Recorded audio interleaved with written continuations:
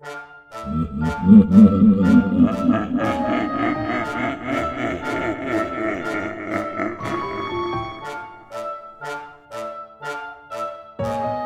3. Relationships. My dear Wormwood, I am very pleased by what you tell me about this man's relationships with his mother. But, you must press your advantage.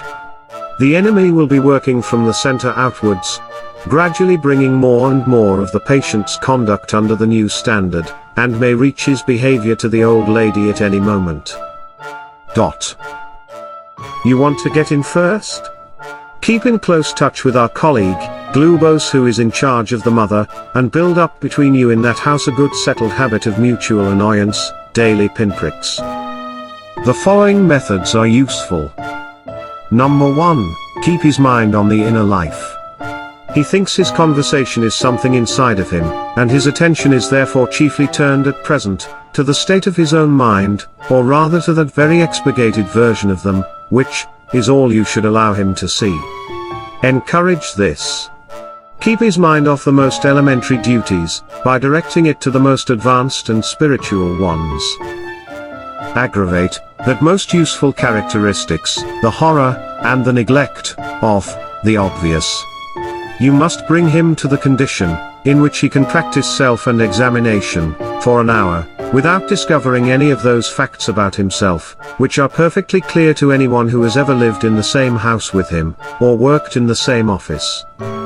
Number 2, it is no doubt impossible to prevent his praying for his mother, but we have means of rendering the prayers innocuous. Make sure they are always very spiritual, that he is always concerned with the state of her soul, and never with her rheumatism. 2 advantages will follow. In the first place, his attention will be kept on what he regards as her sins, by which, with a little guidance from you, he can be induced to mean any of her actions which are inconvenient or irritable to himself. Thus, you keep rubbing the wounds of the day a little sorer, even when he is on his knees. The operation is not all difficult, and you will find it very entertaining. In the second place, since his ideas about her soul will be very crude and often erroneous, he will, in some degree, be praying for an imaginary person. And it will be your task to make that imaginary person daily less and less like his real mother, the sharp-tongued old lady at the breakfast table.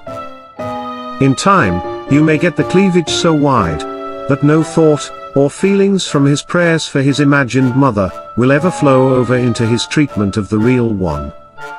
I have had patients of my own, so well in hand, that they could be turned at a moment's notice, from impassioned prayer for a wife's or son's soul, to beating or insulting the real wife or son, without a qualm.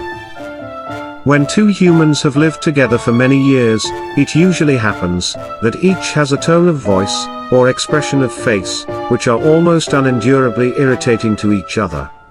Work on that. Bring fully into the consciousness of your patient that particular lift of his mother's eyebrow that he learned to dislike in the nursery.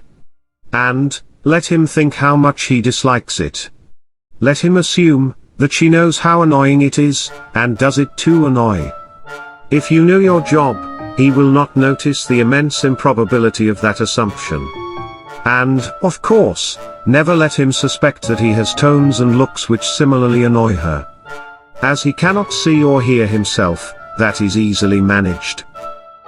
And civilized life, domesticated hatred, usually expresses itself by saying things which would appear quite harmless on paper. The words are not offensive, but with such a voice, for such a movement, that they are not far off of a blow in the face. To keep this game up, you and Glubos must see to it that each of these 2 fools have a sort of double standard. Your patient must demand that all his own utterances are to be taken at face value, and judged simply on the actual words, while at the same time judging all of his mother's utterances with the fullest and most oversensitive interpretation of the tone and the context, and the suspected intention. She must be encouraged to do the same thing to him. Hence, from every quarrel, they can both get away convinced, or very nearly convinced that they are quite innocent. You know the kind of thing. I simply asked her what time dinner will be, and she flies into a temper.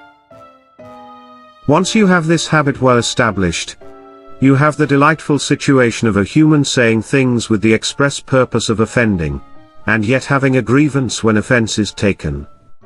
Finally, tell me something about the old lady's religious position. Is she at all jealous of the new factor in her son's life?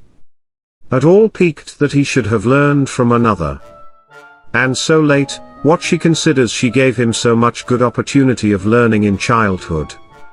Does she feel he is making a great deal of fuss about it? Or is he getting it on very easy terms? Remember the elder son in the enemy's story. Your affectionate uncle, Screwtape.